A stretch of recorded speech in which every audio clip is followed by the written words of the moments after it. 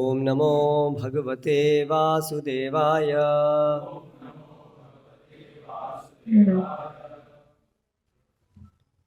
श्रीमद् भागवतम स्कंद 4 अध्याय 26।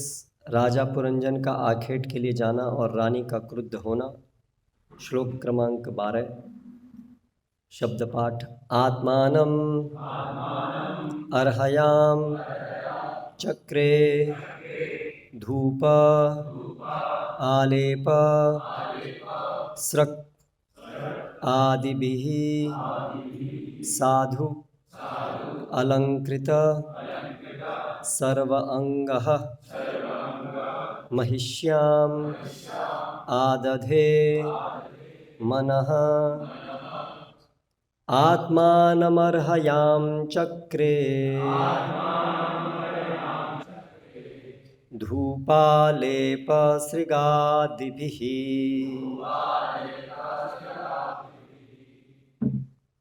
साध्वलंकृत सर्वांगो महिष्यामादधे मनः।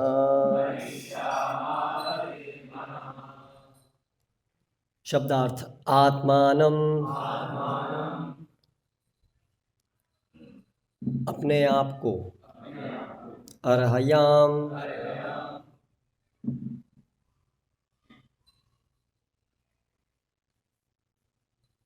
मानो किया जाना हो,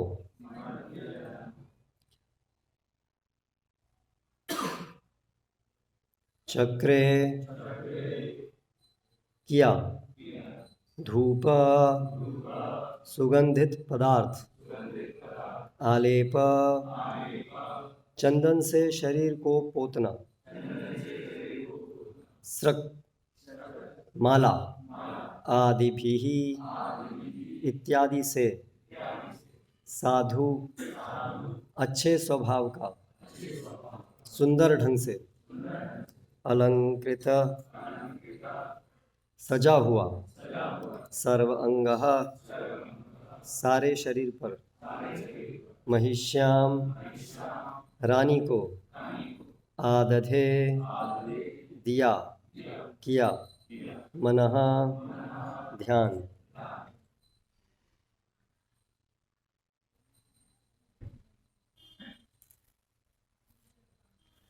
अनुवाद एवं तात्पर्य। कृष्ण कृपा मूर्ति श्री श्रीमद् अभय चरणारविंद भक्ति वेदांत स्वामी श्री प्रभुपाद जी के द्वारा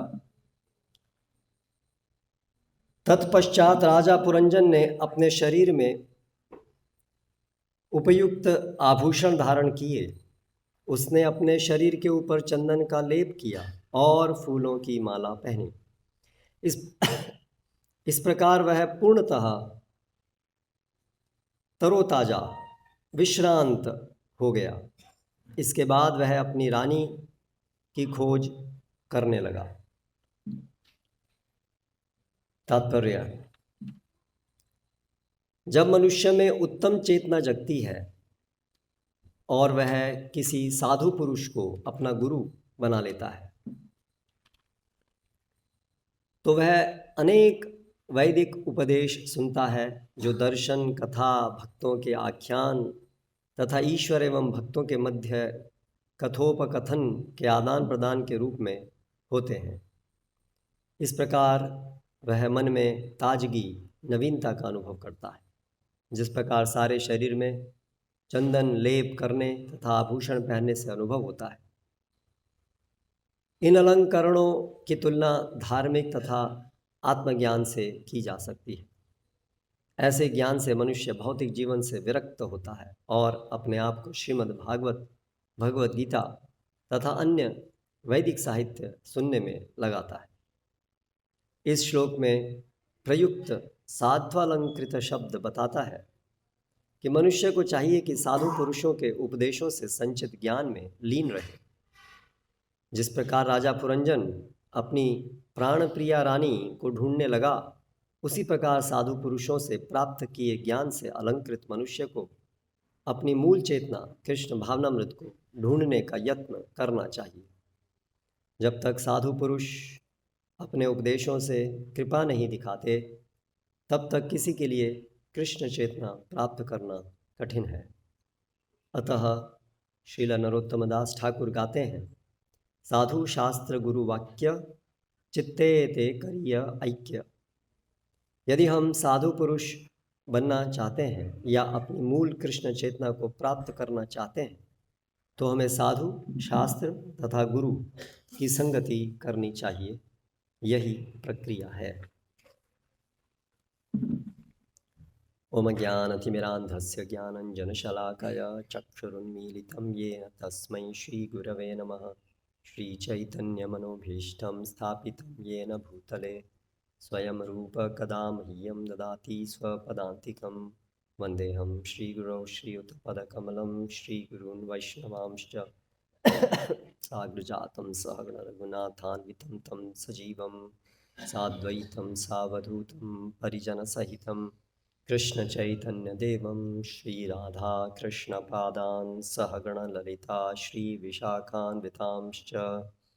जय श्री कृष्ण चैतन्य प्रभु नित्यानंद श्री अद्वैत गदाधर श्रीवासादि गौर भक्त वृंद। हरे कृष्ण कृष्ण कृष्ण हरे हरे, हरे राम राम राम हरे हरे।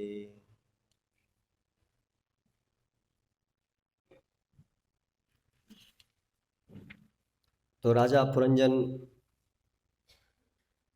पहले अपनी सात्विकी बुद्धि यानी धार्मिक बुद्धि को छोड़कर तमोगुण और रजोगुण के प्रभाव में आकर जंगल चला जाता है।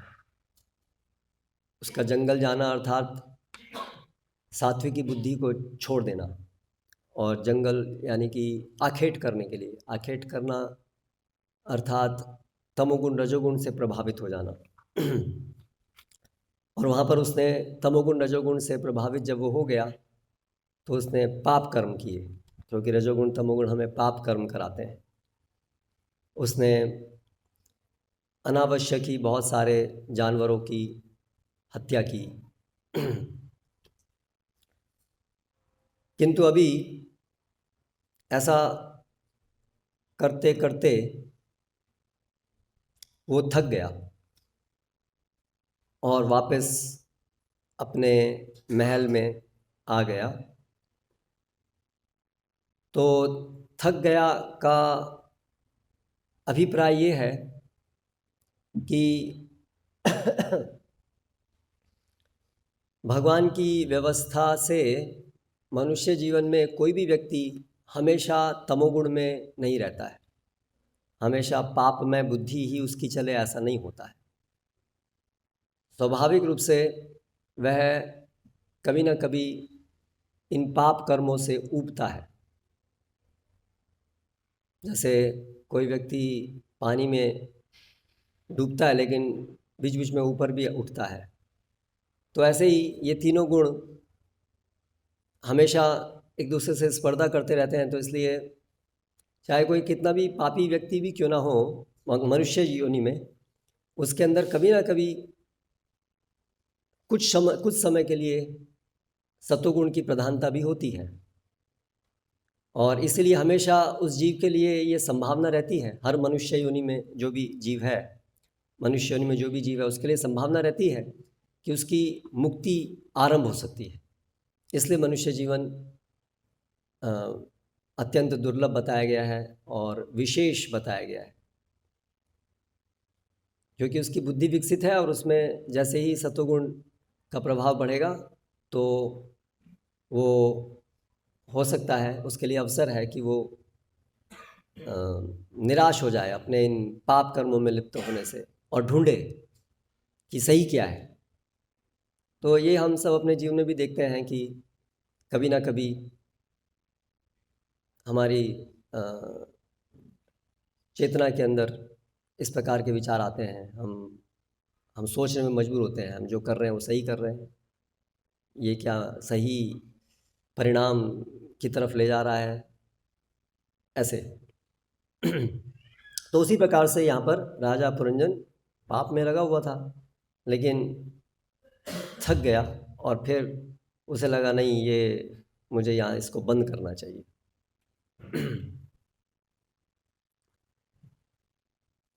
और फिर वो वापस अपने महल आता है, और अभी महल में आकर के वो यहाँ पर स्नान करके उसने अपने को सुसज्जित किया।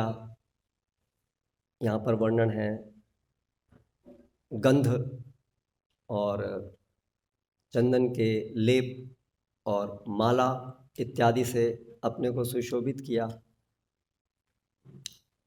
और फिर वो महिष्याम आदधे मनः, और फिर वो अपनी पत्नी यानी कि धार्मिक बुद्धि को ढूंढने लगा। उसमें उसने अपने मन लगाया, मतलब उसको ढूंढने लगा। तो तात्पर्य में श्रील प्रभुपाद समझाते हैं कि जब व्यक्ति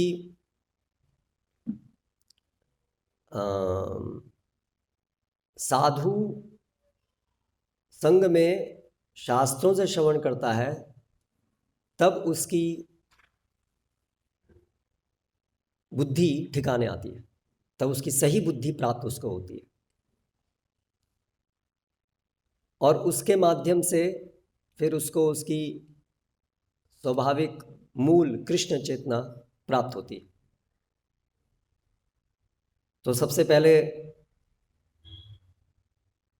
वो हताश हुआ अपने इस पाप कर्म करके इस जगत को भोग करने के प्रयास से, और फिर उसने धार्मिक ग्रंथों की और सत्पुरुषों की संगति की, और उसके कारण उसको उसकी बुद्धि वापस मिली, सात्विक बुद्धि, जिसके माध्यम से उसकी पूर्ण कृष्ण चेतना को प्राप्त करना संभव हो सकता था।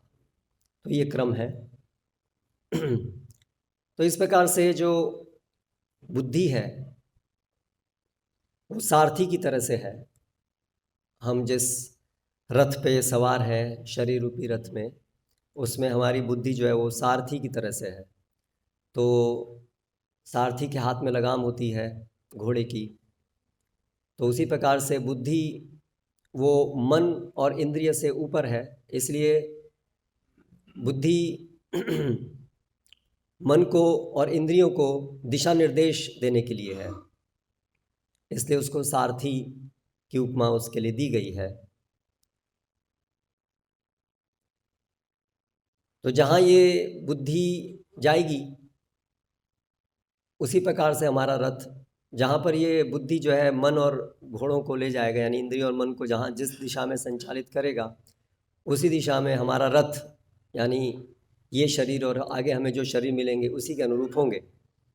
तो इसलिए बुद्धि जो है वो हमारी मित्र है, यहाँ पर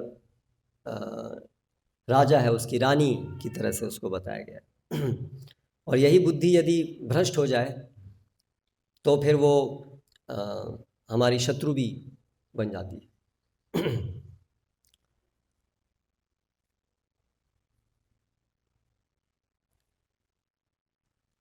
बुद्धि का अर्थ है जो सही और गलत में जिसके द्वारा हम पहचान करते हैं सही क्या है गलत क्या है, उसको, वो बुद्धि का एक मुख्य कार्य है।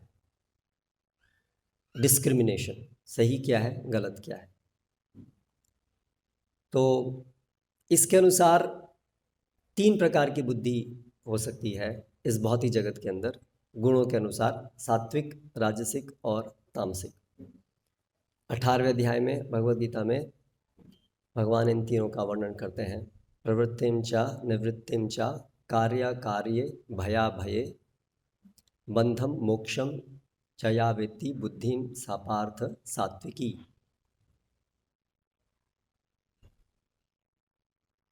जो इन सब कार्यों में, प्रवृत्ति में, निवृत्ति में,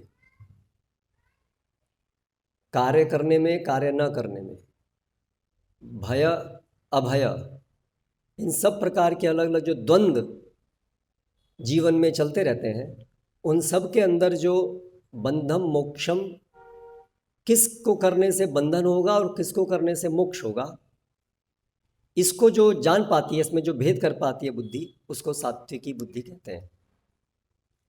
तो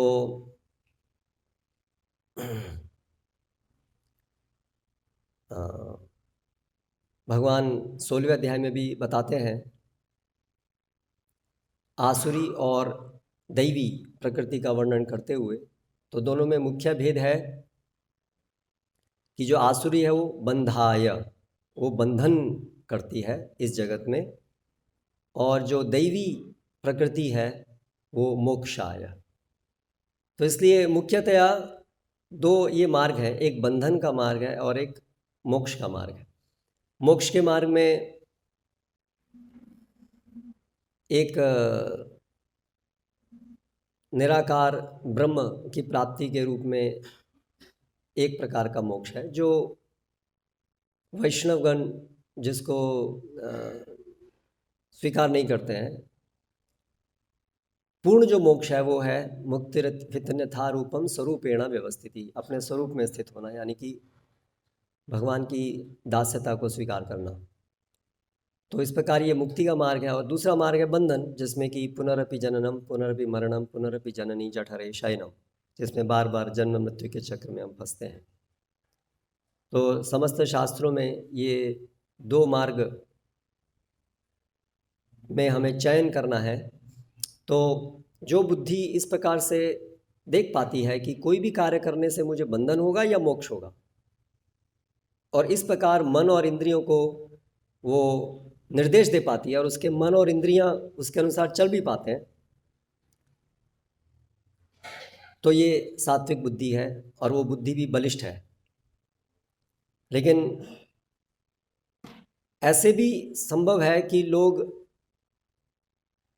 इतने अधिक अपनी इंद्रियों के गुलाम हैं कि उनकी बुद्धि अपना कार्य ही नहीं कर पाती है, कोई डिस्क्रिमिनेटिव फोर्स है ही नहीं। इंद्रियाणाम ही चरताम यन मनो न विधीयते तदस्य हरति प्रज्ञाम वायुर्नावम इवाम भसी।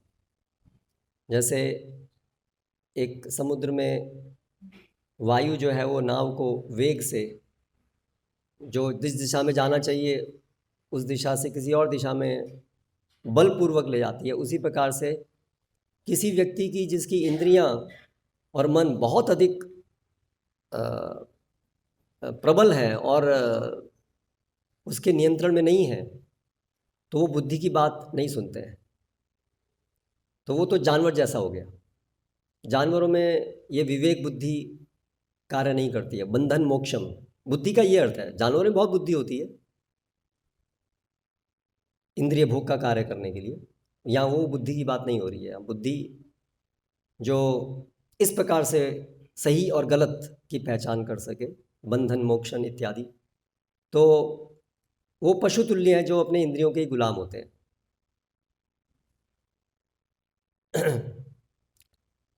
लेकिन जो मनुष्य इसके ऊपर हैं चेतना की दृष्टि से, उनके लिए फिर ये जो बुद्धि है वो उसका कार्य वो कर पाती है, और उसके अंतर्गत फिर ये तीन आते हैं, सतोगुण, रजोगुण और तमोगुण। तो सात्विक बुद्धि वो हर कार्य में देख पाती है कि इससे बंधन होगा या मोक्ष होगा।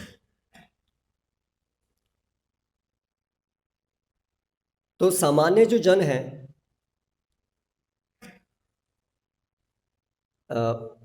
हम सबके लिए जो हमारी जो बुद्धि है, वो जो हमारी सारथी है, उसको भी एक और अधिक ऊपर से कहीं मार्गदर्शन की आवश्यकता है।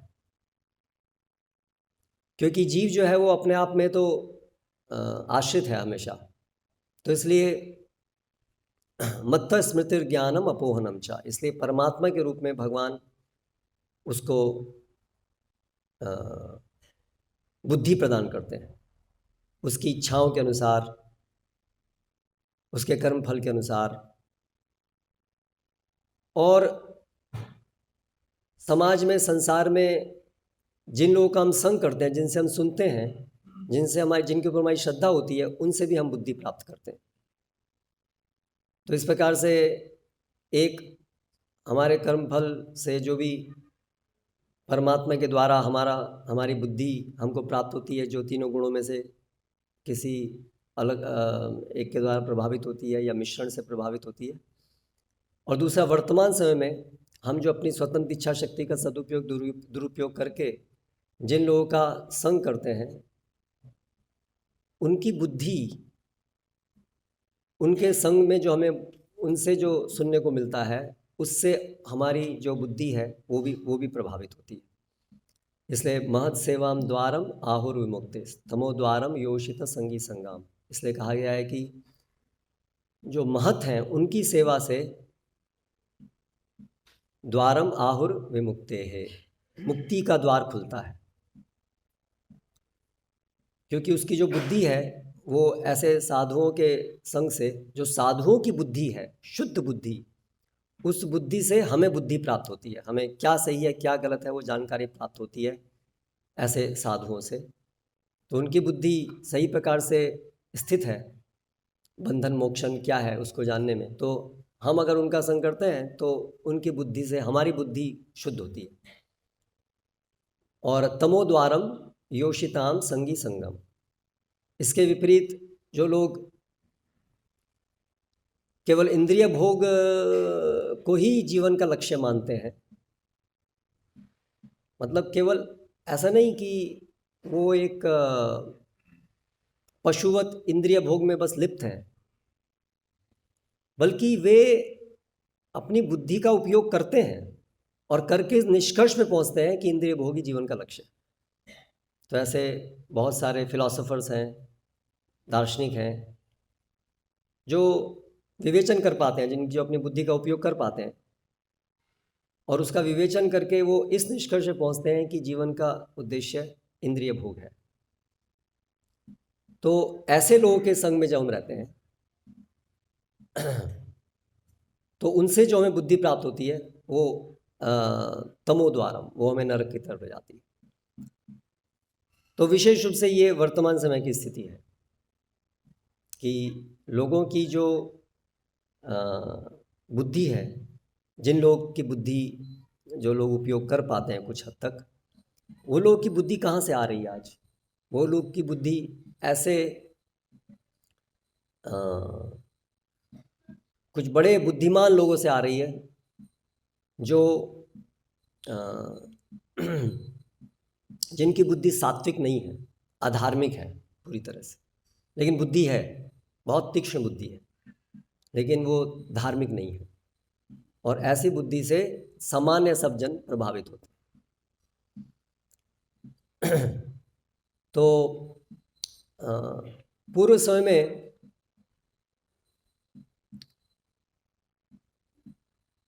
किस प्रकार से कोई भी व्यक्ति अगर कुछ लोगों को प्रभावित कर पाए तो उसके लिए बहुत यत्न करना था, बहुत आसान नहीं था। लेकिन आजकल टेक्नोलॉजी के द्वारा, कम्युनिकेशन मीडियम की वजह से कुछ लोगों का बहुत लोगों को प्रभावित कर पाना बहुत सरल हो गया है। इसकी चर्चा हमने पिछली बार भी की थी, किस तरह से आज मास मीडिया के परिणाम स्वरूप बहुत कुछ ऐसे लोग जो पूरी तरह से तामसिक बुद्धि जिनकी है, कामोपभोग परमा एतावद इति निश्चिताः, जो लोग काम उपभोग को परम मानते हैं, ऐसी तामसिक बुद्धि जिनकी है, जैसे भगवद गीता में बताया, धर्मम अधर्मम इति वा मन्यते तमसावृताः। तामसिक बुद्धि का लक्षण है जो लोग धर्म को अधर्म मानते हैं। अयथावत प्रजनाति, जो हमेशा विपरीतांश, जो हमेशा विपरीत ही, हर चीज़ को विपरीत दृष्टि से ही समझती है, सही को गलत, गलत को सही, धर्मम अधर्मम इति वा, वो तामसिक व्यक्ति की बुद्धि है। और अयथावत प्रज, वो राजसी है, लेकिन जो विपरीत ही हमेशा जानती है वो तामसी। तो राजसी और तामसी, ये दो प्रकार की बुद्धिमान लोग जो हैं आज सबके जगत गुरु हैं। तो इसलिए सब लोगों की जो बुद्धि है वो कहाँ से आ रही है, कहाँ से प्राप्त हो रही है? ऐसे तामसी और राजसी बुद्धिमान लोगों से प्राप्त हो रही है। तो जो आज संसार के जो नेता हैं, जो पूरे संसार को चला रहे हैं, सब लोग जिनके द्वारा प्रेरित हो रहे हैं, चल रहे हैं, तो वे लोग दुर्भाग्य से ऐसी तामसिक और राजसिक बुद्धि वाले हैं। इसीलिए पूरा जो संसार है उसकी गति नरक की गति है।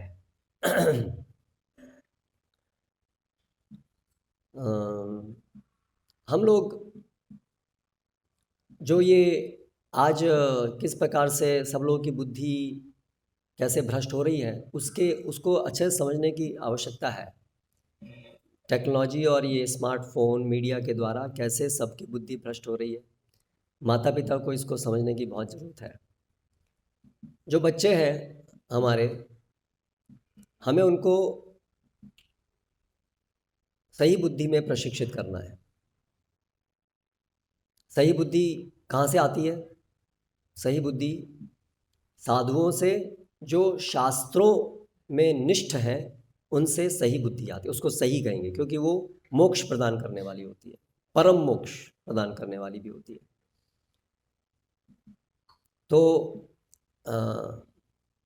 माता पिता को चाहिए कि वो निरंतर साधु पुरुषों का संग में रहें और उनके द्वारा अपनी बुद्धि को हमेशा शार्प रखें, पैना रखें, और फिर उस बुद्धि से वे अपने बच्चों की बुद्धि को स्वच्छ करें। क्योंकि जो बच्चे हैं अभी वो हमारे घर आए हैं, इसीलिए आए हैं कि उनकी बुद्धि को भी बुद्धि के द्वारा मन और इंद्रियां सबको शुद्ध किया जाए और फिर वो भगवान के सेवक बन पाए। इसके रास्ते में ये जो वर्तमान समय का जो ये आसुरी प्रभाव है मीडिया, ये बहुत बड़ा अवरोध है। इस बात को समझने की बहुत आवश्यकता है। कई बार हम सोचते हैं कि ये बड़ा इनोसेंट है, फोन्स बड़े इनोसेंट है। कार्टून ही तो आ रहा है ना, कार्टून देखना क्या, बच्चे कार्टून देखना ज़्यादा कार्टून देख रहे, हमें लगता है बहुत एक इनोसेंट को क्या बोलेंगे हिंदी में? मासूम। हाँ, इसमें कोई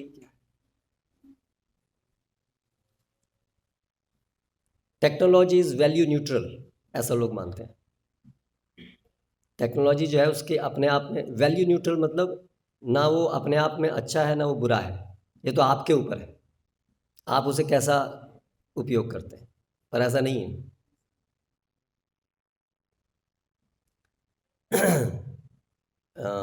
टेक्नोलॉजी का विकास अपने आप में वो काम क्रोध लोभ मोह मद मत्सर्य से प्रेरित है, इसलिए वो गुणों से आच्छादित है वो। तो ये जो हमें जो बहुत सारी इनोसेंट चीज़ दिखती हैं, जैसे कि न्यूज़, कई लोग बोलते हैं हम तो केवल न्यूज़ देखते हैं बस। न्यूज़ तो इसमें क्या है, इसमें कोई गलत अच्छा तो है नहीं, तो फैक्ट्स। न्यूज़ मतलब तो बस हम ये जान रहे हैं कि संसार में क्या हो रहा है। लेकिन वो जो न्यूज़ है वो भी एक प्रोपेगेंडा का माध्यम है। इंडिया में जो न्यूज़ आती है, जो पाकिस्तान में जो न्यूज़ आती हैं, वो है ना, उसकी जो टोन है और क्या है वो अलग अलग है। तो ये न्यूज़ जो है वो ऐसा नहीं है कि केवल फैक्ट्स हैं, क्योंकि जो फैक्ट्स हैं उसको किस तरीके से देखा जा रहा है और किस तरीके से उसको बताया जा रहा है, उसमें बहुत अंतर हो सकता है। तो वो भी तामसिक राजसिक बुद्धि से हर एक चीज़ को देखा जा सकता है। इसीलिए न्यूज़ या कोई भी ऐसी चीज़ जो है वो मासूम नहीं है, वो वैल्यू न्यूट्रल नहीं है। उसके पीछे एक मैसेज है, और वो जो लोग दे रहे हैं वो राजसिक तामसिक बुद्धि वाले हैं, इसलिए उनकी हर चीज़ के अंदर राजसिक तामसिक मैसेज है, संदेश है, जो कि सूक्ष्म रूप में, स्थूल रूप में हमारी बुद्धि को प्रभावित करता है। और विशेष रूप से उनकी बुद्धि को, जिनकी बुद्धि बिल्कुल अभी विकसित ही, मतलब बिल्कुल आरंभिक स्तर पे है ना, उसमें अभी विवेक करने की क्षमता बिल्कुल आरंभ की स्थिति, मतलब लगभग है ही नहीं। तो वो तो केवल उस जो भी संदेश दिया जाएगा उसको विश्लेषण किए बिना यथारूप उसको लेते रहेंगे। तो ऐसे बच्चों को एक्सपोज करना, जैसे हिरण्यकशिपु था तो वो जब प्रहलाद से वो पूछता था कि तुमने क्या पढ़ा, तो जब प्रहलाद बोलते थे कि मैंने ये पढ़ा कि सबसे अच्छी पढ़ाई जो है वो श्रवणम कीर्तनम है, तो उसको एकदम से उसके दिमाग में आया कि कोई तो इसकी बुद्धि भ्रष्ट कर रहा है, कहीं तो कोई इसको सिखा रहा है ना। तो इसलिए जब बच्चा है तो वो सीखते हैं, ये उनकी उम्र है सीखने की, वो तो एक स्पॉन्ज की तरह हर जगह से वो सीखते हैं, बिल्कुल एब्जॉर्ब करते हैं हर चीज़ को। तो अपने संस्कार लेके आए हैं, वो तो है बहुत इम्पोर्टेंट, लेकिन उसके उपरांत वर्तमान समय में वो जो भी चीज़ देख रहे हैं, जो भी सुन रहे हैं, जो भी संदेश उसके अंदर है, वो उसको एब्जॉर्ब करते हैं बहुत तेज़ी से। तो तो हम जो भी हमारे बच्चों को जिस चीज़ के प्रति भी हम एक्सपोज कर रहे हैं, वो सबका जो भी मैसेज है वो उसके अंदर जा रहा है। और ये जो मीडिया है वो पूरी तरह से डेमोनियक है, आसुरी है। जितने भी असुरों के गुण हैं वो सब इनके अंदर हैं। इसका पूरा कंटेंट बनाने वाले लोग, उनका एक ही उद्देश्य है, इसको समझना कोई मुश्किल नहीं है। जो भी ये प्रोग्राम्स जो भी सब आ रहे हैं उसके पीछे क्या उद्देश्य है बनाने वालों का? केवल पैसा कमाना है ना, और कोई उद्देश्य नहीं है उनका, केवल पैसा कमाना है और कंट्रोल करना है। पैसा कमाने के लिए कंट्रोल करना ज़रूरी है ना? जितना वो लोगों को कंट्रोल कर पाएंगे उतना ही वो आपको आसानी से मूर्ख बना पाएंगे और आपके पैसे को ले पाएंगे।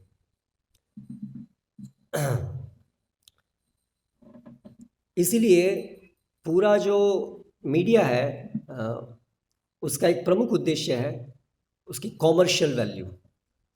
सब लोगों को वो उपभोक्ता बनाना चाहते हैं, कंज्यूमर्स बनाना चाहते हैं, जिससे कि जो कैपिटलिस्ट्स हैं वो अपने प्रोडक्ट्स को मास स्केल में जो प्रोड्यूस कर रहे हैं उसका मास मार्केट क्रिएट किया जाए और सब लोग उनको बिना प्रश्न किए कि ये उनके लिए हित में है, उनको चाहिए नहीं चाहिए, बिना प्रश्न किए वे इन सब उत्पादों को आंख बंद करके, दिमाग बंद करके खरीदते रहें, खरीदते रहें, खरीदते रहें, खरीदते रहें, और इसका मतलब आपको पैसे देते रहें, देते रहें, देते रहें कैपिटलिस्ट को।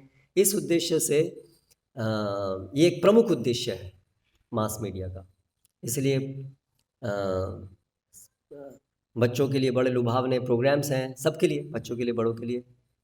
पर मेन पर्पज़ क्या है? उसमें जो एडवर्टीज़मेंट्स आते हैं वो उसका मेन पर्पज़ है।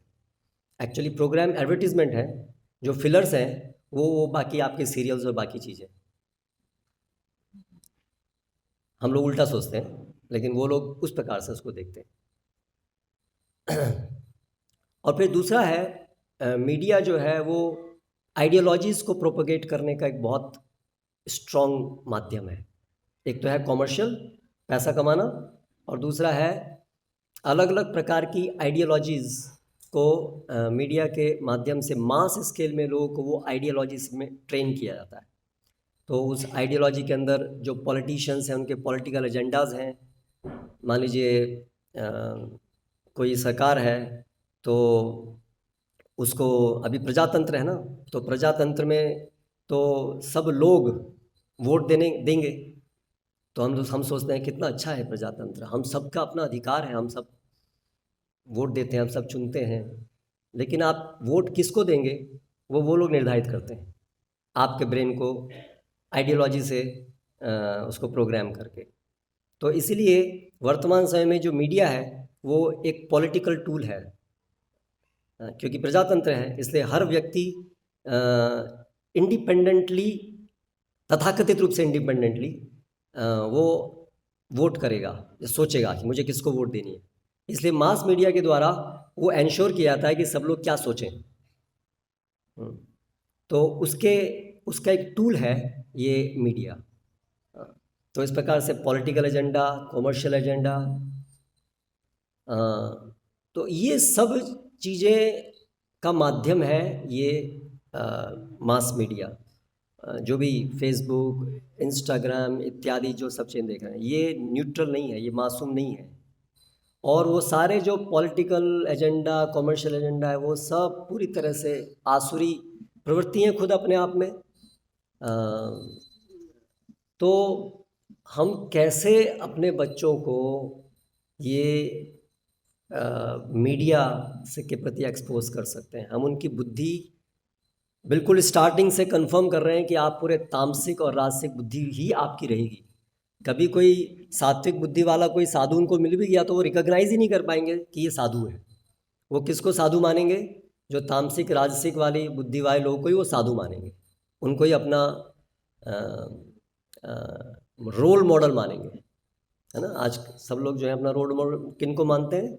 ऐसे ही तामसिक और आसुरी बुद्धि वालों को अपना रोल मॉडल मानते हैं। आज के सब बच्चे जो हैं कैसा हेयर स्टाइल, ड्रेस किससे सीखते हैं? वो उनके रोल मॉडल्स कौन है ना। तो प्रोस्टिट्यूट्स उनके रोल मॉडल्स हैं, और भ्रष्ट लोग बिल्कुल उनके रोल मॉडल्स हैं। कैसे ही हो रहा है ना। वो लोग कैसे उनके रोल मॉडल बन रहे हैं? क्योंकि ये मीडिया उनका गुरु बना हुआ है, सबका जगत गुरु। तो पॉइंट यहाँ पर ये है कि हम अभी भक्ति का प्रयास कर रहे हैं। हर माता पिता की सबसे बड़ी प्रमुख इच्छा, प्रमुख चिंता होती है कि बच्चे कैसे भक्त बने, या कम से कम सही मार्ग पे रहें, कम से कम आसुरी प्रवृत्तियों से बचें। लेकिन हम बहुत कॉमनली देखते हैं कि जो भक्त माता पिता हैं वो इस महत्वपूर्ण बात को नहीं समझते हैं। कई बार क्या होता है कि माता पिता सत्संग में हैं और बच्चे परेशान करते हैं, तो बच्चों को स्मार्टफोन दे दें। हम सत्संग कर रहे हैं, तुम असत्संग करो। हमारे सत्संग में बाधा नहीं हो इसके लिए आप असत्संग करो। या बहुत से माता पिता, बच्चे खाना ढंग से नहीं खाते हैं तो पहले माता बहुत यत्न करना पड़ता था, छोटे बच्चे होते हैं तो खाना खिलाने के लिए। अभी इतना यत्न कौन करे? तो बच्चों को स्मार्टफोन देते हैं, फिर बच्चे न रोते हैं न शरारत करते हैं, बिल्कुल आराम से बैठ जाते हैं, क्योंकि उनका पूरा ध्यान जो है वो अभी वो जो वहाँ स्मार्टफोन है उसमें दिखाया जा रहा है उसमें। तो इसलिए माताओं का काम भी हल्का हो गया, है ना। स्मार्टफोन से सारी समस्याओं का समाधान हो जाता है, हाँ, ऐसा हमें लगता है। लेकिन ये मैसेजेस हैं, और बहुत एक और चीज़ है कि ग्रॉस रूप में पाप, पूरा अश्लीलता, हिंसा जो इसके द्वारा जो दिखाई जाती है, सामान्यतः जिसको सब लोग देखते हैं, फिल्म्स देखते हैं, बॉलीवुड, हॉलीवुड, जिसके अंदर खुलेआम अश्लीलता का प्रदर्शन होता है, तो उससे काम, क्रोध, ये सब चीज़ों का बिल्कुल खुलेआम प्रदर्शन है। और माता पिता बच्चों को प्रेरित करते हैं, हाँ देखो, खुद भी बैठ करके देखते हैं। तो यानी कि हम जो है पूरी तरह से हमारी बुद्धि भ्रष्ट है, इसलिए हम अपने बच्चों को भी ऐसे ही भ्रष्ट बुद्धि प्रदान कर रहे हैं। तो इससे हमें सावधान ये रहना है, ये एक चीज़ के ऊपर कंट्रोल होना बहुत ज़रूरी है। माया का इस समय जो बहुत बड़ा प्रबल टूल है वो ये इंटरनेट है। तो लेकिन सोसाइटी पूरी धीरे धीरे इस प्रकार से ही बन गई है कि इंटरनेट के बिना अभी सामान्यतया कार्य करना भी संभव नहीं है। तो again we always come to the same point, ये बार हम उसी पॉइंट पे आते हैं कि अंततः तो हमें इस यथासंभव, वो भी यथासंभव, वो भी पूरी तरह से नहीं कर पाएंगे, लेकिन यथासंभव इस पूरी सोसाइटी को का विकल्प की हमें आवश्यकता है। बट स्टिल यहाँ पर भी हैं तो भी कुछ चीज़ तो की जा सकती हैं शहर में रहते हुए भी। तो पेरेंट्स को बहुत सजग रहना चाहिए। लेकिन फिर समस्या ये आती है कि आप अगर सजग हैं, बच्चों को आप स्मार्टफोन नहीं भी देना चाहते हैं, लेकिन बच्चे तो अपने स्कूल जा रहे हैं, स्कूल में सबके पास है, सब देख रहे हैं, और फिर वो डिमांड करेंगे, तो फिर आप क्या करेंगे? कैसे उनको बाबा मना करें, कितना मना करेंगे? तो इस तरह से बड़ा कुचक्र बन जाता है ये। इसका कोई भी सरल हल नहीं है। सरल एक तरीके से कुछ हद तक सरल हल है तो वो यही है कि हम इस पूरे एक वैकल्पिक समाज दें, वो इसका बेस्ट पॉसिबल सॉल्यूशन है। लेकिन अगर हम वहाँ पर नहीं हैं किसी भी कारणों से, तो यहाँ पर रहते हुए भी कुछ तो प्रयास होने ही चाहिए, अच्छे से प्रयास होने ही चाहिए। तो इस प्रकार से ये जो बुद्धि है ये कार्य करती है। तो हम जो हैं, तो हमारी भी बुद्धि, हमें भी उसको धीरे धीरे पैना करने की ज़रूरत है, उसको धार्मिक बनाने की ज़रूरत है, क्योंकि हम भी सुनते रहते हैं, हमारे मन का भी सुनते हैं, जो हमारे पूर्व संस्कार हैं वो भी हमें बताते रहते हैं, और अन्य लोगों से हम सुनते रहते हैं। तो इसीलिए हम देखते हैं कि हमारे लिए भी बहुत मुश्किल हो जाता है सही और गलत की पहचान करना। तो सही और गलत का मानदंड अंततः शास्त्र है। श्रील प्रभुपाद जैसा कि स्थापना में बता रहे हैं, गुरु साधु शास्त्र वाक्य चित्ते करिय ऐक्य। तो यहाँ से बुद्धि आती है, तीनों गुणों से अतीत बुद्धि यहाँ से आती है, शास्त्रों से। तो ये सभी मनुष्यों के लिए अवश्यम भावी है। अगर वो अपना परम हित चाहते हैं तो उनका वो शास्त्र पे आधारित होनी चाहिए। इसलिए हम देखते हैं कि वैदिक समाज में लोगों के जीवन में शास्त्र बहुत प्रोमिनेंट था। प्रायः लोग जो भी उठ कर के जो क्रियाएं कर रहे हैं, आपस में व्यवहार कर रहे हैं, उन सब में प्रायः शास्त्रों की बातें आती थी, और शास्त्र के अनुसार वो छोटी छोटी दिनचर्या की जो चीज़ें हैं वो उसके द्वारा निर्देशित होती थी। तो मैं एक पुस्तक पढ़ रहा था, एक 1936 में एक ब्रिटिशर ने, कानपुर के पास एक गांव में वो रहे दंपत्ति बहुत साल, करीब 8 साल, और उन्होंने उस गांव के अंदर जो अर्थव्यवस्था थी उसका अध्ययन किया, और उसको एक पुस्तक में संकलित किया। जजमानी सिस्टम करके एक पुस्तक है। तो उसमें वो जो ब्रिटिशर्स हैं वो लोग उसमें लिख रहे हैं, ये तो अर्थव्यवस्था की बात है, कि अर्थव्यवस्था के ये जो छोटे छोटे नियम हैं, कैसे वो सब नियम मनु संहिता पे आधारित हैं। और वो वहाँ के जो पंडित हैं उस गांव के, वो लोग उसको जानते हैं, मनु संहिता में ऐसा बताया है, और लोग भी इस प्रकार से करते हैं। और वो उसने मनु संहिता में देखा, तो देखा कि वो जो ऑब्जर्व कर रहा है वहाँ पर गांव में, वो कैसे वो सब चीज़ें वहाँ मनु संहिता से में लिखी हुई हैं वो चीज़ें। तो वैदिक संस्कृति बहुत पहले की बात नहीं कर रहे हम, ये कुछ दशकों पहले तक भी आम तौर पर लोगों का जीवन में ये सामान्य चीज़ थी। लोग हर चीज़ में विचार करते थे। गांव-गांव में इस प्रकार से ब्राह्मण होते थे, जो कोई भी चीज़ करनी है, हमें अभी ये करना है, ये क्या सही समय है करने का, तो उसके लिए वो लोग उनको देख कर के बताते थे, है ना, कि ये सही समय है, नहीं है। ऐसी दिन रात की ऐसी चीज़ें जो है, हर दिन की चीज़ें जो है, वो इस प्रकार से संचालित होती थी शास्त्रों के द्वारा। अभी देखिए हमारे टीवी सीरियल्स इत्यादि में पंडित को हमेशा एक लालची और एक कार्टून जैसा दिखाया जाता है ना। बॉलीवुड मूवीज़ में ये नॉर्मल ड्रेस है, पंडित मतलब लालची ही होगा, है ना, उसे कुछ नहीं आता होगा, और वो अपने मन से कुछ ही बोलता हो, लोगों को बेवकूफ़ बनाता होगा। तो ये जो मीडिया है, ये भी एक तरीका है एक नैरेटिव क्रिएट करने का, कि ये जो पूरी सभ्यता है, ये पिक्चराइज करना कि ये ब्राह्मण तो सारे ऐसे ही होते थे, सब लालची होते थे।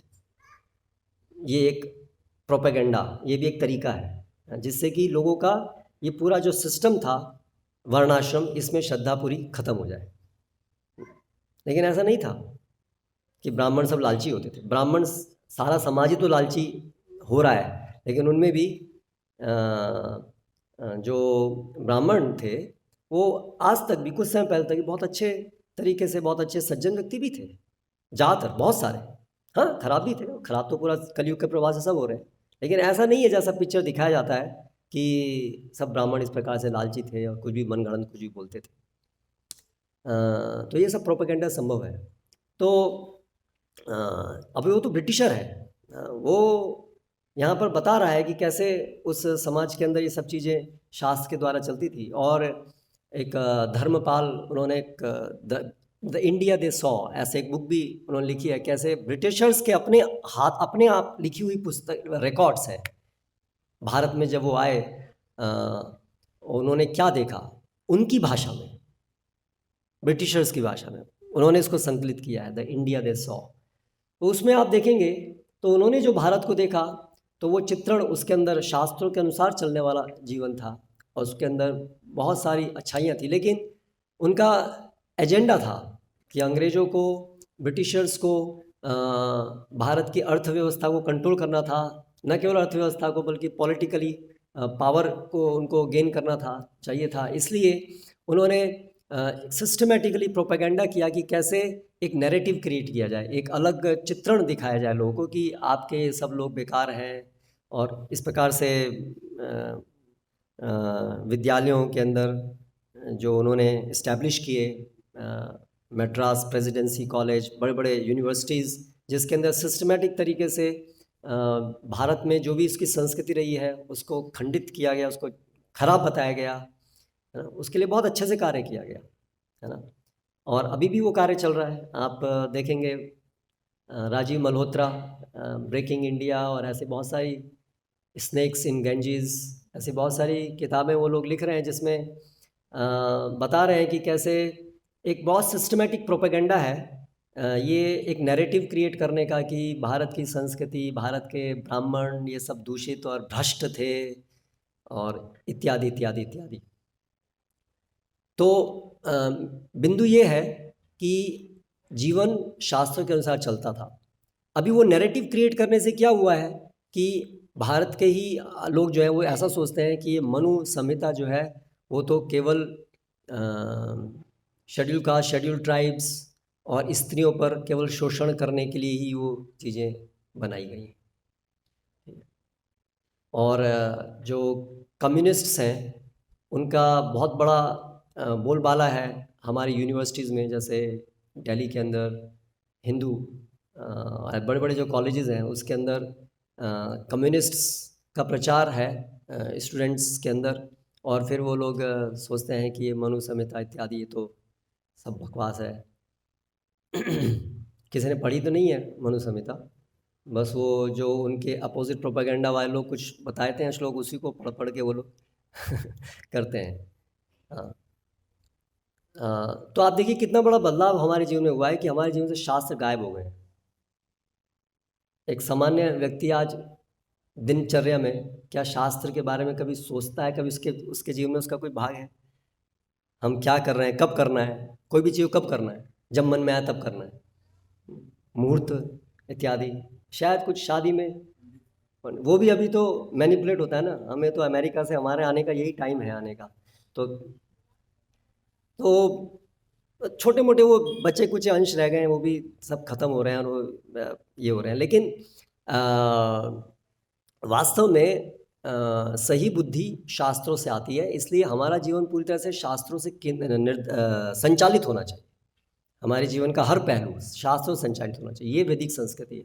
तभी संभव है कि हम शास्त्रों की बुद्धि, यानी कि जो तीनों गुणों से अतीत की बुद्धि है, सही चीज़, सही क्या है वो शास्त्रों से ही प्राप्त होगा, उसके अन्यथा प्राप्त नहीं होगा। हम जो अपने आप यहाँ पर हैं, वर्तमान विचारधारा क्या है ना। हमारा पूरा संविधान, पूरे संसार के लोगों का संविधान कैसे बना है? लॉजिक से बना है। हम अपने आप, लेकिन वो लॉजिक अपने आप में भ्रष्ट है। लॉजिक तो सात्विक, राजसिक, तामसिक, जिस प्रकार के गुण होंगे उस प्रकार से लॉजिक चलेगा। लॉजिक अपने आप में कोई चीज़ निर्धारित नहीं कर सकता इंडिपेंडेंटली। तर्क जो तामसिक होगा उसको, उसका लॉजिक भी तामसिक होगा, उसको वही चीज़, वही तर्क उसको संतुष्ट करेगा, यही तर्क है। और सात्विक, राजसिक ऐसे अलग अलग बुद्धि से होगा। तो वो अपने आप में कभी भी सही और गलत की पहचान करने के लिए परम सत्य की तरफ वो नहीं ले जा सकता लॉजिक। इसीलिए जो परम सत्य है, वास्तविक सत्य जो है, वो हमें शास्त्रों से प्राप्त होता है। इसलिए शास्त्र है केंद्र। इसलिए सही बुद्धि, सात्विक बुद्धि, और ऐसी सात्विक बुद्धि जो परम धर्म की तरफ ले जाए, वो केवल शास्त्रों से, यथारूप शास्त्र का जो समझ है, जिन लोगों को वो समझ है, उनके सानिध्य से ही प्राप्त हो सकती है। जैसे हम सुनते हैं तर्को प्रतिष्ठा, तर्क जो है उससे चीज़ प्रतिष्ठित नहीं होती, लेकिन वहाँ पर ये भी क्या है, श्रुतयो विभिन्ना, श्रुति भी तो बहुत अलग अलग बोलती हैं, शास्त्र में भी बहुत सारे अलग अलग विचार हैं। वास्तव में ऐसा नहीं है, ये एक सामान्य लोग जो कि महाजन ये न कथा, महाजनों के द्वारा शास्त्रों को नहीं समझ रहे हैं, उनकी बात हो रही है। श्रुतयो विभिन्ना, जो इंडिपेंडेंटली या ऐसे लोगों के द्वारा शास्त्रों को सुनते हैं, जो लोग यथारूप से शास्त्रों का पालन नहीं करते हैं, तो ऐसे लोगों को समझ ऐसा लगता है श्रुतयो विभिन्ना, श्रुति भी अलग अलग बात कर रही है, बहुत सारे मत हैं शास्त्रों के आधार पर भी, ऐसा लगता है, लेकिन ऐसा नहीं है। शास्त्रों का एक ही विचार है, एक ही, सभी श्रुति का एक ही मत है, उसको समझने आना चाहिए। तो मुनिर्नयस्य मतम न भिन्नम, और जो मुनि हैं, जो मन में तर्क विचार करके सही और गलत को सोचना चाहते हैं, ऐसे तो अनेक अनेक मत हैं। मुनिर्नयस्य मतम न भिन्नम, तो फिर क्या करें, महाजनयेन गतः स पंथा, महाजन जिस पथ पे चलते हैं वही वास्तविक पथ है। तो फिर महाजन कौन है, अब ये प्रश्न आता है।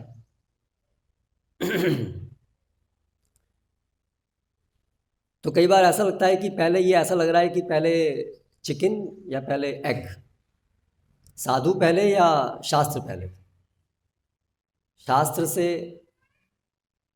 शास्त्र परम प्रमाण है, सेंटर में है, लेकिन महाजन ये न कहता सब पंथा, लेकिन महाजन जिस रास्ते पे आते हैं वही सही है, श्रुति भी बहुत सारी है।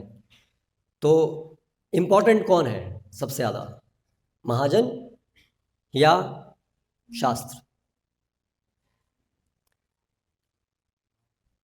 तो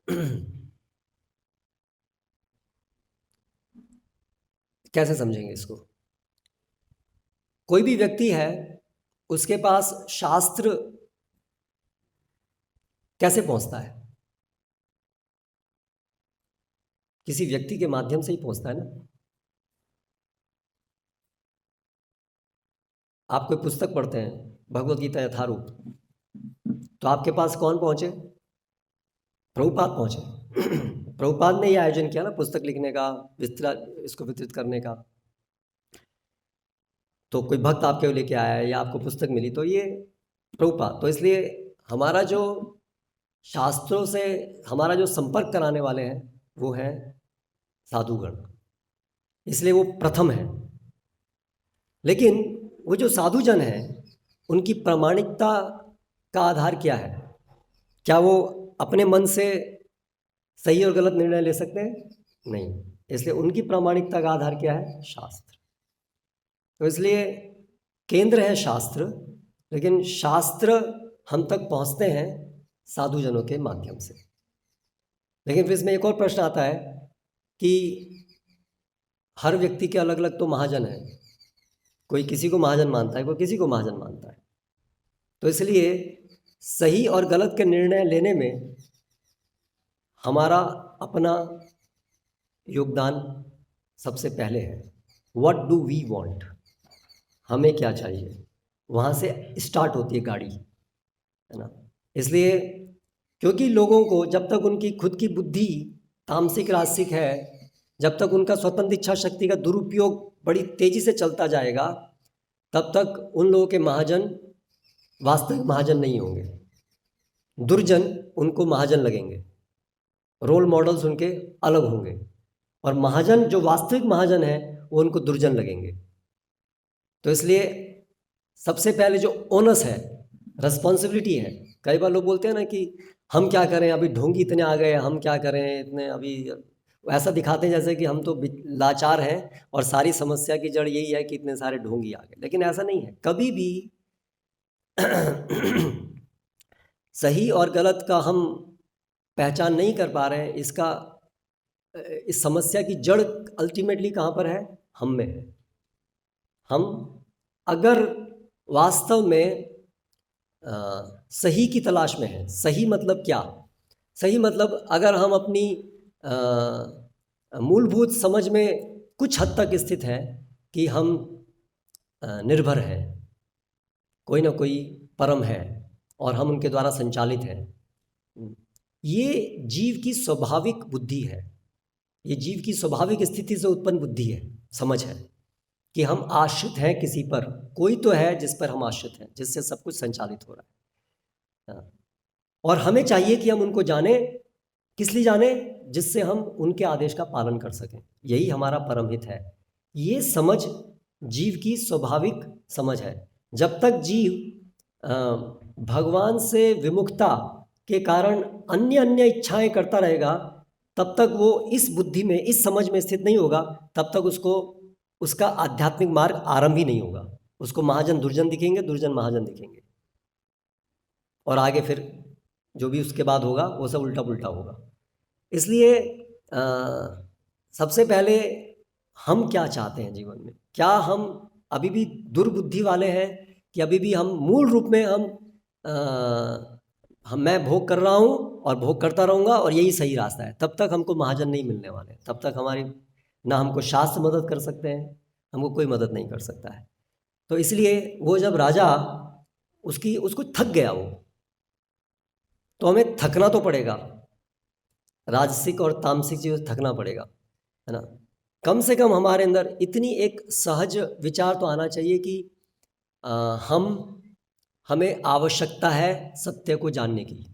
मैं अभी अज्ञानता में हूँ, मैं नहीं जानता हूँ कि ये सब क्या है, क्यों हूँ, मैं कौन हूँ, और मैं अपने आप से कभी इस सत्य को नहीं जान सकता हूँ। ये जो आधारभूत समझ है, जो जीव का अपना स्वाभाविक गुण है, जब किसी सौभाग्य से, यानी कि ये सौभाग्य कैसे प्राप्त होता है? या तो जैसे राजा को प्राप्त हुआ, ये पाप करते करते करते करते भगवान के आयोजन से कभी परिणाम स्वरूप उसके ये इससे थक जाए, इससे निराश हो जाए, हताश हो जाए, तो उसको सोचने मजबूर हो कि सत्य फिर वास्तविकता है क्या?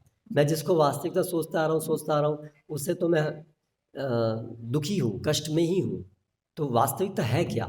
या तो इसके कारण उसके अंदर एक चिंगारी उत्पन्न हो, सत्य को जानने की इच्छा उत्पन्न हो, या तो साधुजन जो अपने खुद की इच्छा से सब लोगों के पास जाते रहते हैं, चाहे कोई दुर्बुद्धि है, सामान्य लोग सब दुर्बुद्धि होते हैं, उनके पास अपनी इच्छा से जाते हैं और उनको अपने उक्ति से, स्वउक्ति भी, अपनी उक्ति से, अपने अलग अलग प्रयासों से उनको शुद्ध करते रहते हैं, जिसके परिणाम स्वरूप संभव होता है कि उनके अंदर ये सुकृति उत्पन्न होती है, उनके अंदर ये एक सत्य को, वास्तविक सत्य को समझने की इच्छा उत्पन्न होती है। तो इस प्रकार से ये आरंभ संभव होता है। तो उसमें अपने आप से लोगों की बुद्धि आए वो तो बहुत रेयर होता है। मुख्यतया जो साधु, वास्तविक साधु हैं, जो महाजन हैं, वे स्वयं अपने हृदय के अंदर भगवान की कृपा को धारण करके भ्रमण करते रहते हैं, प्रयास करते रहते हैं सबको किसी न किसी तरह से शुद्ध करने का। तो उनकी कृपा प्राप्त करके हमारा सौभाग्य बनता है कि हमारे अंदर ये सत्य को जानने की, वास्तविक सत्य को जानने की इच्छा उत्पन्न होती है। इसके द्वारा हमारे अंदर महाजन को पहचानने की क्षमता हम प्राप्त करते हैं कि वास्तविक महाजन कौन है ना। फिर हम, कोई ढोंगी अपने को महाजन कह करके हमारे सामने आएगा, वो हमें बताएगा, है ना, कि पर्सनैलिटी डेवलपमेंट कोर्सेज कर लो, है ना, और आपके सारे समस्याएं इस प्रकार से सॉल्व हो जाएंगी, आपका बिजनेस में 4 चांद लग जाएंगे, या आपको परम शांति मिल जाएगी, किसी भी ऐसे प्रकार से जिसमें कोई भोग करने का ही विचार है। तो जिस व्यक्ति के अंदर एक वास्तविक सत्य को समझने की एक चिंगारी उत्पन्न है, वो देख पाएगा, फिर ये भोग करने की बात बता रहा है, वो तो मैं कर चुका हूँ बहुत ना, ये नहीं चाहिए मुझे, ये तो मैं जानता हूँ कि ये भोग करने से कुछ नहीं होने वाला। तो ऐसी जिसके अंदर एक चिंगारी लग गई, समझ में आ गई है जिसको, वो फिर अभी देख पाएगा ये बेकार है, मुझे इस तरफ नहीं जाना है, वो ढूंढेगा जो वो ढूंढ रहा है एग्जैक्टली। हो सकता है उसे बिल्कुल स्पष्ट नहीं कि मैं क्या ढूंढ रहा हूँ, मुझे एग्जैक्टली क्या चाहिए, लेकिन उसके अंदर ये है कम से कम कि ये तो नहीं चाहिए, ये सब तो नहीं चाहिए, ये सब तो नहीं चाहिए। भोग, जहाँ पर भी भोग के बारे में बताया जा रहा है, इवन अध्यात्म के नाम पर भी जहाँ भोग बताया जा रहा है, आप भगवान बन जाओगे, उसको लगेगा नहीं, मैं भगवान नहीं बन सकता, ये बकवास कर रहा है। ये नहीं चाहिए मुझे। मैं तो छोटा हूँ, मुझे कोई कंट्रोल कर रहा है, मुझे कोई चाहिए कि मुझे कौन कंट्रोल कर रहा है, मैं उनकी शरण में जाना चाहता हूँ। कम से कम ये एक मैं उनको जानना चाहता हूँ, मुझे क्या करना है मैं जानना चाहता हूँ। तो ऐसी जब समझ उत्पन्न होती है तो फिर भगवान जो हमारे हृदय में बैठे हैं वो हमें महाजनों से संपर्क कराते हैं, और महाजन अपने आप भी भ्रमण करते रहते हैं। और भगवान विशेष रूप से उन महाजनों को हृदय में प्रेरित करते हैं, यहाँ जाओ। तो उनका संपर्क फिर महाजन से होता है। हे ब्रह्मांड भ्रमित कौन भाग्यवान जीव, गुरु कृष्ण प्रसादे पाए भक्ति लता बीज। फिर जब महाजन से उनका संपर्क होता है, उससे पहले भी हो सकता है उनको महाजन का संपर्क हुआ हो, तब तक वो महाजनों को रिकॉग्नाइज नहीं कर पाए थे, है ना। लेकिन अभी जब उनके हृदय में ऐसी शुद्धता उत्पन्न हुई है तो वो महाजन को रिकॉग्नाइज करते हैं, या जो पहले महाजन जो उनको मिले थे उन्होंने उनको वो सुकृति प्रदान की जिससे कि आज वो महाजन को रिकॉग्नाइज कर पाए। कई बार ऐसा होता है, हम लोग पुस्तक वितरण करते हैं, लोग नहीं नहीं नहीं चाहिए नहीं चाहिए नहीं चाहिए नहीं चाहिए नहीं चाहिए, फिर एक बार उनके दिमाग में आता है चाहिए। तो वो जो बहुत बार उन्होंने जो मना किया, लेकिन उनके मन में थोड़ी थोड़ी अच्छा क्या है बहुत नहीं, बहुत महंगी है, छोड़ो ना, टाइम किसको मिलेगा, छोड़ो। ऐसे बहुत बार करते करते लेकिन थोड़ा थोड़ा उनके अंदर वो स्वीकृति उत्पन्न होती जा रही है ना, कुछ अप्रिशिएट कर रहे हैं। तो एक दिन आएगा जब वो कहेंगे बहुत बार मैंने मना किया है ना, बार बार आ रहे हैं, देखना तो चाहिए मुझे क्या है। ऐसा कुछ होता है। तो ऐसे करके भगवत भक्तों की कृपा से ऐसे ये सुकृति बनती है, और फिर ये व्यक्ति की एक समझ बनती है, और फिर वो समझने के लिए तैयार होता है कि वास्तव में महाजन कौन है, और फिर महाजन के द्वारा वो शास्त्रों को समझता है। यानी वो रिकॉग्नाइज करता है ना महाजन, ये महाजन कैसे है, ये शास्त्र के आधार पर बता रहा है, इसका स्रोत क्या है। ये कह रहा है मैंने भगवान से जाना है, परंपरा से। हाँ, ये बात सही लगती है, क्योंकि मुझे भी दास बनना है ना। मैं भी समझ रहा हूँ कोई भगवान है, तो भगवान है तो भगवान का कोई संदेश होगा, है ना। वो संदेश कहाँ होगा, हाँ शास्त्र है, शास्त्र में इतनी सब चीज़ें दी हैं, सर्कमस्टेंशियली हम उसके एविडेंस को देखते हैं, है ना। इतने समय से ये ज्ञान है, तो सब चीज़ लिंक होती दिखती है, और फिर व्यक्ति इसको स्वीकार कर पाता है कि हाँ यही महाजन है जो शास्त्र के अनुसार बोल रहा है। और जहाँ भी कोई बोलता है हाँ शास्त्र में लिखा है तुम भगवान बन सकते हो, बोले नहीं शास्त्र में ऐसा नहीं लिखा हो सकता, ये बकवास कर रहा है। तो इस तरह से व्यक्ति तैयार होता है, और फिर वो धीरे धीरे चीज़ को यथावत समझ पाता है। तो ऐसे धीरे धीरे धीरे क्रमिक रूप से व्यक्ति फिर महाजन और महाजन को रिकॉग्नाइज करता है, और महाजन का जो बेसिस है वो भी शास्त्र है। इसलिए शास्त्र हमेशा केंद्र में है, क्योंकि शास्त्र मतलब भगवान की वाणी ना, इसलिए वो है फाइनली सत्य और असत्य को निर्धारित करने वाला, और वो हम तक पहुंचता है महाजनों के द्वारा। तो कहने का तात्पर्य ये है कि हम सबका जीवन शास्त्रों के द्वारा संचालित होना चाहिए। इसलिए सबसे पहले, और शास्त्रों का जो सबसे प्रमुख भाग है वो है उपनिषद, और उपनिषदों में गीतोपनिषद, गीता वो सभी उपनिषदों का सार है। और श्रील प्रभुपाद का तात्पर्य जो है वो उपनिषदों की सही समझ है। श्रीमद् भागवतम जो सभी अमल पुराण है वो सभी उपनिषदों इत्यादि का जो पराकाष्ठा है कृष्ण प्रेम, उसको प्रसारित करता है। तो इसलिए श्रील प्रभुपाद की जो पुस्तकें हैं वो हमारे जीवन में शास्त्रों को समझने का और शास्त्रों के परम चीज़ को समझने का महानतम उपाय है। इसलिए अगर हम चाहते हैं कि हमारी बुद्धि वो सही रहे, वो हमारा हित कर पाए, तो उसके लिए हमें प्रतिदिन हमारी बुद्धि को स्वच्छ करना चाहिए, शार्प करना चाहिए, प्रभुपाद की पुस्तकों को अध्ययन करने से और प्रभुपाद की पुस्तकों के अनुसार अपने जीवन को चलाने से। अगर हम ऐसा नहीं करेंगे तो जो भी अन्य दुर्बुद्धि लोग हैं उनके वचन हमारी बुद्धि को हमेशा भ्रष्ट करने पे लगे हुए हैं। तो इसलिए श्रील प्रभुपाद इतना बल देते थे कि ये श्रवण, शास्त्रों का श्रवण हो, पुस्तकों का वितरण, पुस्तकों का अध्ययन हो। हमें हमारे बच्चों के साथ बैठ कर के शास्त्र पढ़ने चाहिए, भगवद गीता, श्रीमद् भागवतम पढ़ना चाहिए उनको, ठीक है, कथा के रूप में, है ना। प्रभुपाद यहाँ लिखते हैं अलग अलग प्रकार से उपदेश, कथा, दर्शन। तो बच्चे हैं उनको कथा के रूप में ये संदेश देना है, शास्त्रों का संदेश। लेकिन कौमारमाचरित प्राज्ञया, वो आरंभ होना चाहिए बचपन से ही, उसका माध्यम अलग अलग होगा, वो दर्शन की दृष्टि से तुरंत नहीं समझ पाएंगे, लेकिन वही दर्शन वो कथा के माध्यम से समझेंगे। तो हमें समय निकालना होगा अपने बच्चों के साथ बैठ कर के, जिस प्रकार से उनको रुचिपूर्ण तरीके से ये शास्त्रों को हम उनको दे पाएँ, कथा के रूप में दे पाएँ,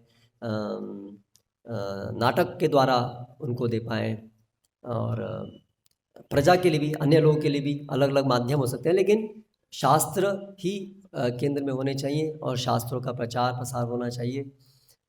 हमारे जीवन में उसका महत्वपूर्ण स्थान होना चाहिए। हरे कृष्ण। प्रश्न?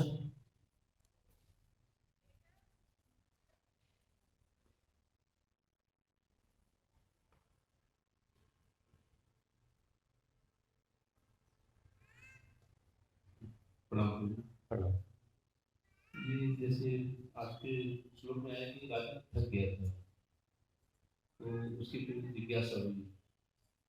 तो इसी तरह के भागवत में राजा अयाती का आता है। जैसे तो अयाती ने तो एक बार अपने पुत्र से जवानी हुई थी, और उसमें आया कि बाद में थक गया।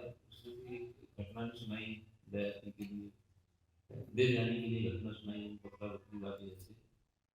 लेकिन उनके जो बड़े पुत्र थे यदु, उन्होंने देने से मना कर दिया था उस समय कि हम पहले भोग कर लेंगे, भोग से विरक्ति हो जाएगी, विरक्ति होने के बाद ही फिर हम वैराग्य करते हैं।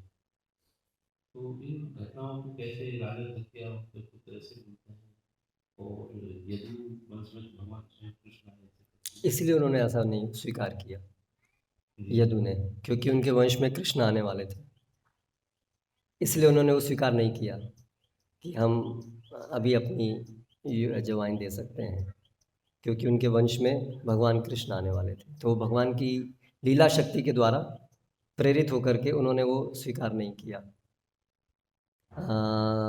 तो प्रश्न आपका ये है कि मूल प्रश्न ये है कि थका व्यक्ति वो क्यों नहीं थके यदु, या ये जो बात है कि हम पहले भोग कर लेंगे फिर हम इससे बाहर निकलेंगे, तो क्या यही यदु का कहना तो यही था कि कि हम, पहले मैं भोग कर लूंगा, हाँ, तब विरक्ति होगी, अनुभव हो जाएगा जब, इस हाँ, तरह से। हाँ। तो प्रश्न ये है कि क्या यही तरीका है, क्या फिर विरक्ति के लिए भोग करना जरूरी है? जी जी हाँ, ऐसा आप कह रहे हैं। तो ऐसा नहीं है कि भोग करना, और भोग तो हम करते ही आए ना, अभी कौन सा भोग नहीं कर, जब से इस जगत में आए तो से भोग ही तो कर रहे हैं। तो अभी बात तो ये है कि इतना भोग करके भी हम नहीं समझे क्या, है ना?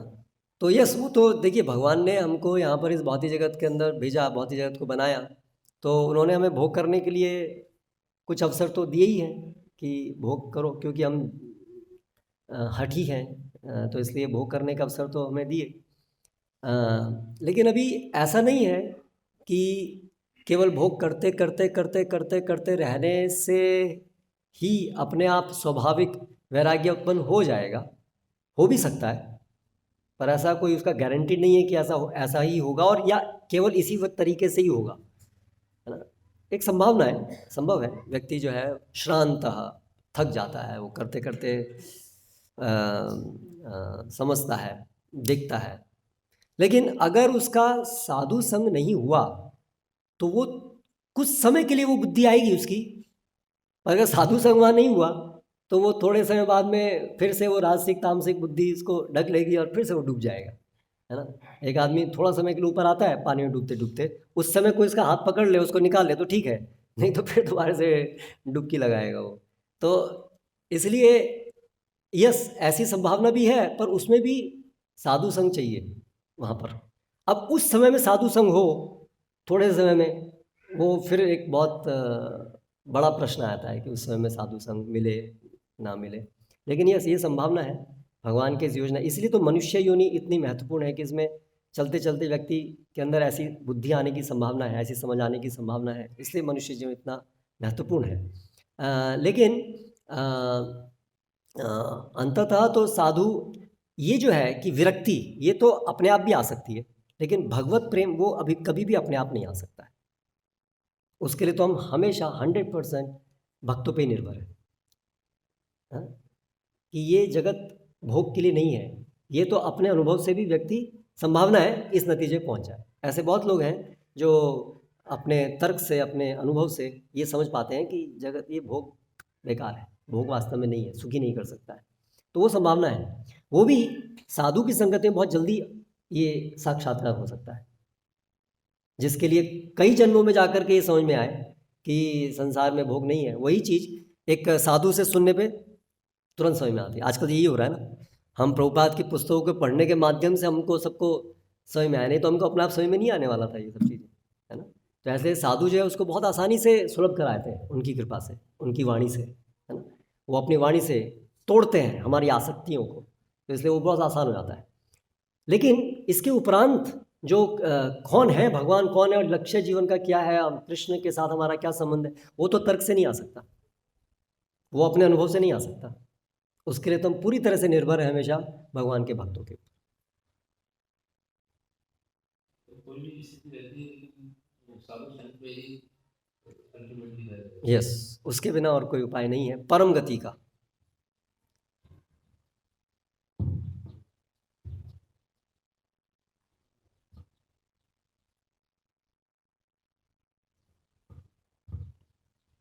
हरे कृष्ण प्रभु। प्रभु आपने बताया कि हमें अपने जीवन शास्त्र अनुसार जीना चाहिए। मेरा संक्षेप में प्रश्न ये है कि जो हम शास्त्रों का अध्ययन करते हैं, अधिकतर भगवद गीता, भागवत, तो ये दर्शन शास्त्र दर्शन तो देते हैं, परंतु हमारे जीवन में दिनचर्या में क्या करना चाहिए, क्या नहीं करना चाहिए, इनको समझने के लिए क्या हम कुछ धर्म शास्त्रों का, जैसे आपने मनुस्मृति के बारे में बताया, और इस तरह की बहुत स्मृतियों का कुछ हम उपयोग कर सकते हैं समझने के लिए कि हमें क्या करना चाहिए। हाँ, इसलिए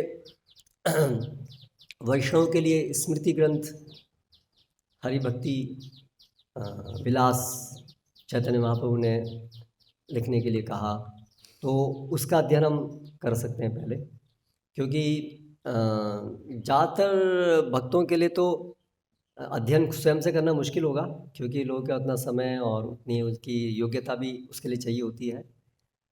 लेकिन यस, हमारे वैष्णव समाज में कम से कम कुछ लोगों को तो उनको और गहराई से अध्ययन करना होगा, और फिर वो जैसे जैसे पूरी वैष्णव कल्चर की छोटी छोटी चीज़ें भी उसके आधार पे, शास्त्रों के आधार पर स्थापित होनी होंगी। अभी जो हमारा मूवमेंट है वो बहुत आरंभिक स्तर पे है, अभी उसमें सबसे इम्पोर्टेंट चीज़ जो है वो स्थापित है, लेकिन उसकी डिटेल्स बहुत सारी बाकी है। और वो डिटेल्स होने के लिए कम से कम कुछ लोग उसको गहराई से धर्मशास्त्रों को जान करके स्थापित करना होगा हमारे भक्त वैष्णव समुदाय में उन स्मृतियों को।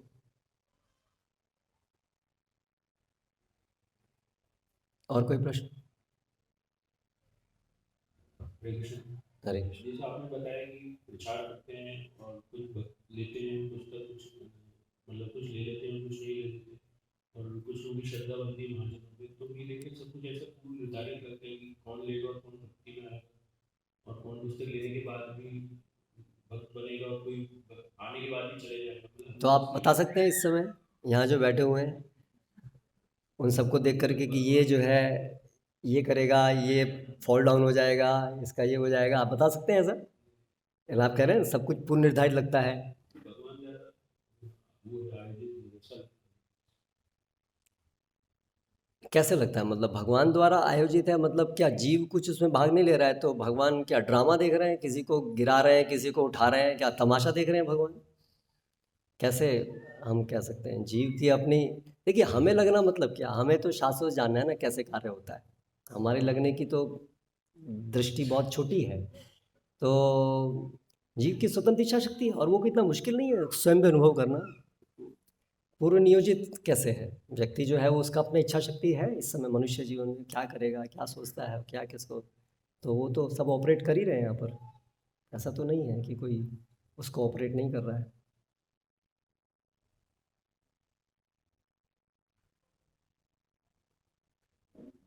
सुंदर आकार प्रभु।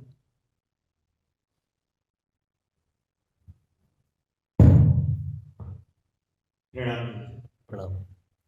प्रभु जी आपने एक जगह पर बताया कि कर्म के अनुसार बुद्धि प्राप्त होती है।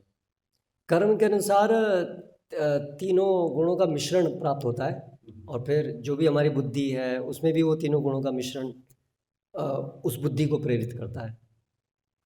और एक जगह पे आपने उदाहरण दिया कुछ तीक्ष्ण बुद्धि वालों का जो वर्तमान में जो तमोगुण या रजोगुण से प्रभावित लोग हैं। तो अगर तीक्ष्ण बुद्धि प्राप्त हो रही है, इसका मतलब कहीं ना कहीं हम देखते हैं शास्त्रों से कि जो भी ऐश्वर्य के कुछ अंश प्राप्त होते हैं मनुष्य को, तो वो सतोगुणी कार्य करने या पुण्य कार्य करने की वजह से होते हैं। तो फिर वो दूषित कैसे हो जाते हैं? नहीं, ऐसा नहीं है। हम अगर बहुत अधिक भोग करना चाहते हैं, हम बहुत पाप करना चाहते हैं, तो बहुत पाप करने के लिए बुद्धि चाहिए। बहुत बड़े जो क्रिमिनल्स होते हैं वो बहुत बुद्धिमान होते हैं ना, साइबर क्राइम और बहुत से ऐसी ऐसी चीज़ करते हैं। तो बहुत पाप करने के लिए, जैसे असुर देखते हैं हम, रावण, हिरण्यकशिपु, बहुत तीक्ष्ण बुद्धि वाले थे, शक्तिशाली, बुद्धिशाली। तो पाप करने के लिए बुद्धि चाहिए। तो ऐसा नहीं है कि तीक्ष्ण बुद्धि जो है वो केवल सात्विक ही होगी। सात्विकी, राजसी के गुण आप देखेंगे तो उसमें ये है कि उसका प्रयोजन क्या है, वो किस तरफ झुकती है, उसको क्या सही मानती है, उसके आधार पे हम समझते हैं कि ये सात्विकी है, राजसी है, तामसी है। लेकिन तीक्ष्णता जो है, बुद्धि होनी चाहिए, वो चीज़ तो तामसिक भी हो सकती है, राजसी भी हो सकती है, सात्विक भी हो सकती है। तो जैसे सतोगुण वाले कार्य जब हम करते हैं तो हमें कोई ना कोई ऐश्वर्य प्राप्त होता है, पुण्य कार्य करते हैं तो क्या ऊर्ध्व गति होती है या अधोगति? मतलब जैसे अगर किसी ने अच्छे कार्य किए फिर उसको जो विभिन्न 6 ऐश्वर्य है उनमें से कोई एक ऐश्वर्य या कई ऐश्वर्य मिले। ऐश्वर्य ऐश्वर्य जो है, रावण ऐश्वर्यवान था या नहीं था? जी। तो एक ऐश्वर्य जो सतोगुण से प्राप्त होता है, जो पुण्य कर्म से प्राप्त होता है, वो स्थिर होता है। पाप से भी ऐश्वर्य प्राप्त होता है, हो सकता है, जैसे असुरों का ऐश्वर्य है।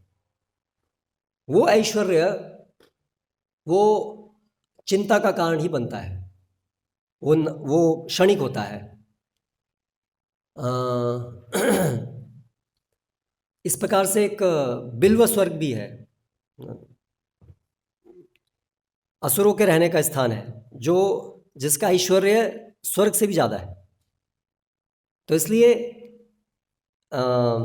ऐश्वर्य जो सतुगुण, जो पुण्य कर्म करने से है, वो पाप कर्म करने के लिए प्रेरित नहीं करता है, और वो ऐश्वर्य टिकता है।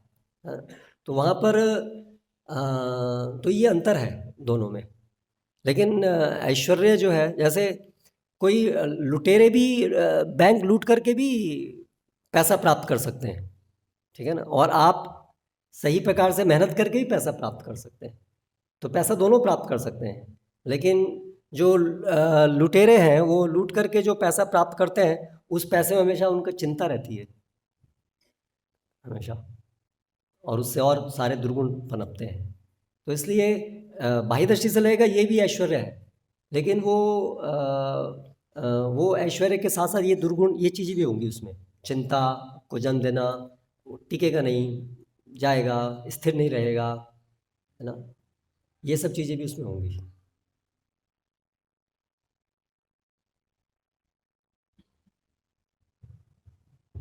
ठीक है। अभी ओके, वन क्वेश्चन।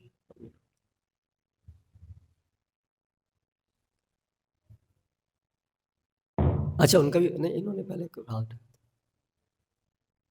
हरे कृष्ण प्रभु। हरे कृष्ण।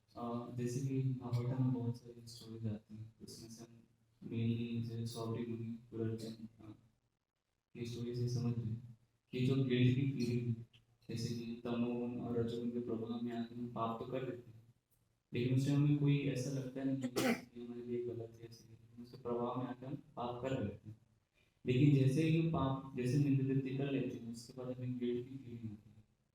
तो वो गिल्ट की फीलिंग जब पाप निवृत्ति कर लेते हैं उसके बाद ही की बात है। जैसे सॉफ्टवेयर मूवी तो सिर्फ वो जल में तपस्या कर रहे हैं, सिर्फ मछली को देख के, फिर वो बाद में लोग उससे माता ना सताई में क्या कर रहे हैं।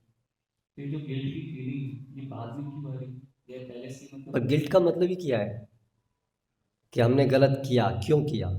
अगर गलत करेंगे नहीं तो फिर गिल्ट की फीलिंग कैसे आएगी? मतलब गिल्ट का मतलब है कि पाप क्यों किया, तो पाप किया तो गिल्ट की फीलिंग आएगी ना। लेकिन ये है कि सब लोग जो पाप करते हैं उनमें गिल्ट की फीलिंग नहीं आती है। जो लोग बहुत ज़्यादा तमोगुणी हैं, बहुत आसुरी हैं, उनको आनंद आता है पाप करने के बाद। वो जस्टिफाई कर पाते हैं, मैंने बहुत अच्छा किया, उनको दूसरों को कष्ट देने में बहुत आनंद आता है। तो अगर हमारे अंदर गिल्ट की फीलिंग आ रही है, इसका मतलब हमारे अंदर कुछ परमात्मा हमें वो भी इंडिकेट कर रहे हैं, बुद्धि दे रहे हैं हमारी कुछ सुकृति की वजह से, कुछ सात्विकता की वजह से, जिससे हमें वो गिल्ट की फीलिंग आ रही है। इसका क्योंकि मिश्रण है ना तमोगुण रजोगुण सबका, तो अगर गिल्ट की फीलिंग आ रही है दैट इज़ ए इंडिकेशन कि वहाँ कुछ सत्वगुण भी का प्रभाव भी है, और वो हमारा सहारा बनता है उससे निकलने का। तो ये सहारा पहले क्यों नहीं बन रहा है? मतलब जो लोग बहुत अधिक और अधिक सात्विक हैं उनके अंदर ये पहले ये कार्य करने से पहले उनको जो चेतावनी आती है उस चेतावनी को सुन करके उससे दूर हो जाते हैं। और कई लोग के अंदर और भी जो अधिक उन्नत है उनके अंदर वो इच्छा ही नहीं आती है वो, तो वो तो फिर ग्रेडेशंस है ना सबके अलग अलग, हम कितना अधिक उससे प्रभावित हैं। हरे कृष्णा, बाद में पूछ लेना। श्रील प्रभुपाद की जय।